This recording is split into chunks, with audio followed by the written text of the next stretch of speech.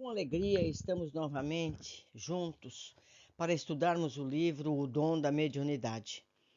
Um sentido novo para a vida humana, um novo sentido para a humanidade. Livro esse escrito pela doutora e pesquisadora Marlene Nobre. Hoje veremos pensamento e mediunidade.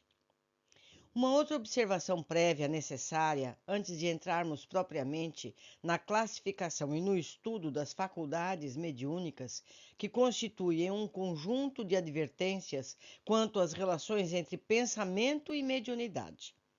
No livro de minha autoria, já referido, A Obsessão e Suas Máscaras, que está aqui no canal, pode ser estudado, em sua segunda parte, detive-me no estudo do pensamento da matéria mental e de assuntos correlatos, de modo que não pretendo aqui voltar aos mesmos itens, mas tão somente chamar a atenção para alguns outros pontos ainda não ventilados, que são muito valiosos, como os que constam da obra Nos Domínios da Mediunidade, em seu capítulo 13.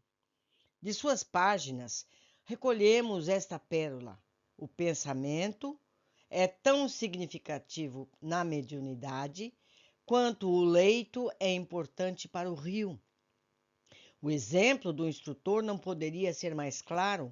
Um rio, por mais que seja constituído de águas límpidas e puras, não permanecerá assim se tiver que passar por um leito de lama pútrida. Do mesmo modo, as lições dos mensageiros divinos, para serem transmitidas mantendo o mesmo grau de pureza, precisam passar por canalização adequada. Compete então ao médium manter-se como instrumento adequado. Para tanto, é preciso conscientizar-se de que a mediunidade não é simples intercâmbio, é necessário a consagração de suas forças a mais altas formas de vida, buscando, na educação de si mesmo, no serviço desinteressado, a favor do próximo, o material de pavimentação da sua própria senda. Assim, não basta ver ou incorporar espíritos desencarnados para que alguém seja conduzido à respeitabilidade. Toda a tarefa para crescer exige trabalhadores que estejam dispostos a elevarem-se a si mesmos.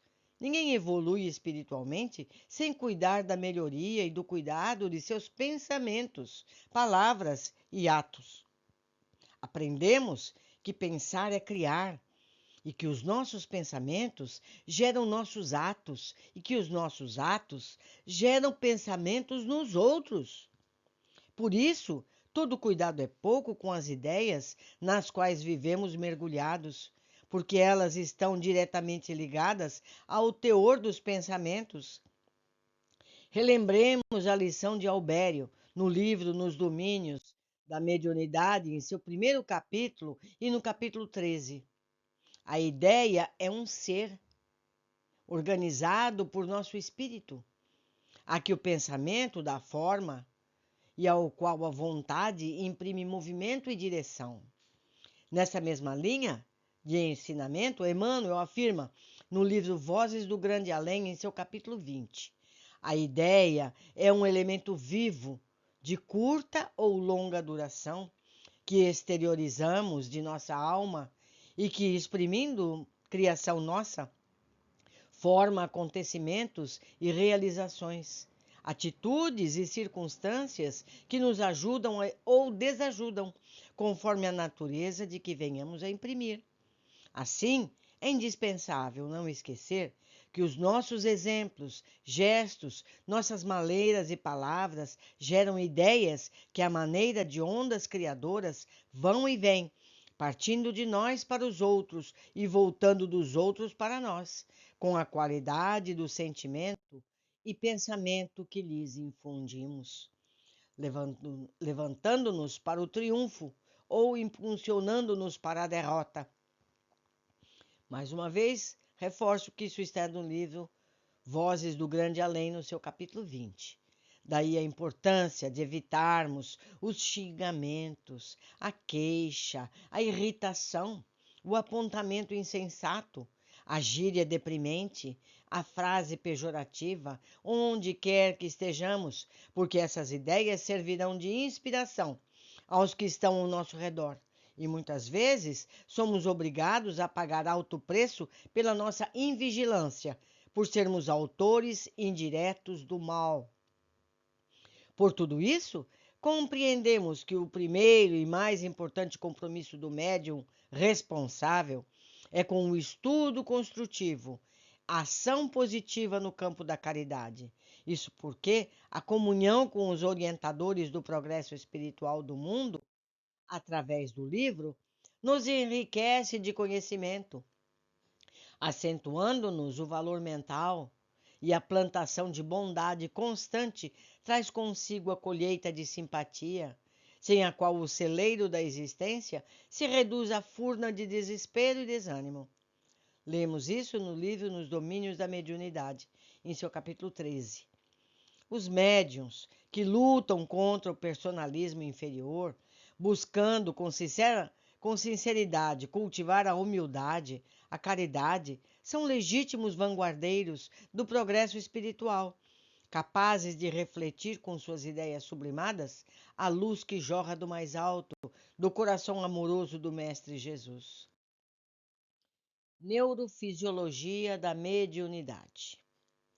Na introdução, afirmamos que estamos estudando a mediunidade do ponto de vista científico, de modo a decifrar os caminhos da mediunidade no corpo físico e, mais particularmente, no cérebro. Com o correr do tempo, esperemos conhecer mais sobre a neurofisiologia da mediunidade, de modo a apresentá-la com dados científicos bem fundamentados. A dificuldade da empreitada, no entanto, é enorme, devido à grande complexidade do mecanismo que envolve a interação corpo, mente e espírito. Provavelmente não tenhamos isso pronto por décadas a fio, mas quem sabe conseguiremos apresentar, pelo menos, os esboços iniciais. As futuras gerações hão de se incumbir de trazer dados mais precisos. Vamos dar uma amostragem dessa dificuldade, relembrando todos os dados que teremos de considerar para montar uma teoria satisfatória. Vejamos inicialmente o papel da pele no fenômeno da assimilação mental, conforme nos é relatado no livro Nos Domínios da Mediunidade, no seu capítulo 5. Diz ali: a emissão mental de Clementino, condensando-se o pensamento e a vontade, envolve Raul Silva em profusão de raios que lhe alcançam o campo interior, primeiramente pelos poros, que são miríades de antenas, sobre os quais essa emissão adquire o aspecto de impressões fracas e imprecisas. Essas impressões apoiam-se nos centros do corpo espiritual, que funcionam à guisa de condensadores. Atingem de imediato os cabos do sistema nervoso, a desempenharem o papel de preciosas bobinas de indução, acumulando-se aí num átimo e reconstituindo-se automaticamente no cérebro, onde possuímos centenas de centros motores, semelhantes a milagroso teclado de eletroímãs, ligados uns aos outros e em cujos fulcros dinâmicos se processam as ações e as reações mentais que determinam vibrações criativas através do pensamento ou da palavra, considerando-se o encéfalo como poderosa estação emissora e receptora, e a boca por valioso alto-falante. Tais estímulos se expressam ainda pelo mecanismo das mãos, dos pés ou pelas impressões dos sentidos e dos órgãos que trabalham na feição de guindastes e condutores transformadores e analistas sob o comando direto da mente. Então, aqui o Espírito nos deu todo o caminho percorrido pelas influências. Muito interessante. Continuando. Destacamos, neste ensinamento, a participação dos órgãos físicos particularmente os dos sentidos, e os poros da pele na captação das vibrações que são passadas aos centros de força do perispírito, alcançando depois o mais elevado deles, o centro coronário, e, consequentemente, a glândula pineal. Eu complemento aqui. Quando a gente sente uma vibração espiritual, não raro a gente sente arrepio. O arrepio é onde? Na pele? Nos poros? Não é verdade? Está muito claro. Continuando. Queremos recordar ainda que os átomos mentais podem funcionar ora como ondas, ora como partículas, como na física quântica, de modo que não é difícil concluir que o mecanismo da mediunidade vai variar de conformidade com esse tipo de funcionamento dos átomos. O mentor Aulus chama-nos a atenção para essa maneira diversificada de comunicação. Isso no livro Nos Domínios da Mediunidade, em seu capítulo 23. Livro esse que já está lido aqui no canal.